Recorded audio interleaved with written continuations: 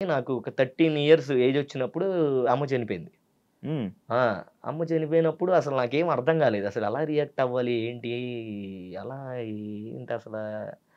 అని ఏం అర్థం కాలా నాకు. హ్మ్. అమ్మ లేదు.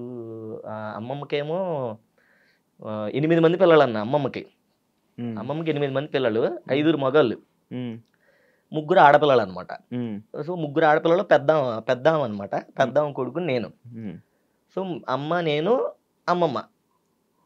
ఒకరోజు బర్త్‌డే టైంకి ఏమైందనంటే అమ్మని "అమ్మ నాన్నని కావాలి. నాన్నని చూడాలనుంది. నాకు నాన్నని చూపిచ్చు" అది ఇది అనంటే, "సర్లే నాన్న" అని చెప్పేసి రాజమండ్రి ఎళ్ళాం. హ్మ్. నాన్న రాజమండ్రిలో ఉంటాడు. టైలర్ ఆయన. హ్మ్. చాలా పెద్ద టైలరు హ్మ్. అప్పట్లోనే. హ్మ్.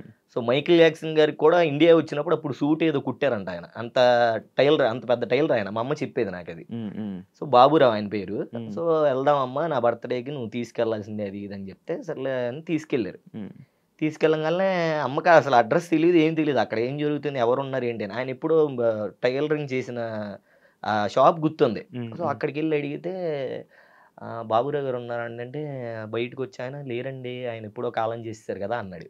హ్మ్. అమ్మ అని మా అమ్మ ఫుల్‌గా ఏడుస్తుంది. నాకేం అర్థం కాట్లా. ఏంటి ఎందుకు ఏడుతుంది? కాలం చేసేసారు అన్నది నాకసల అర్థం కాదా? ఆ వర్డ్ టైంలో అర్థం కాదా? చిన్నోడిని. అవునవును. 7 ఇయర్సో, 8 ఇయర్సో ఉంటది. హ్మ్. హ్మ్.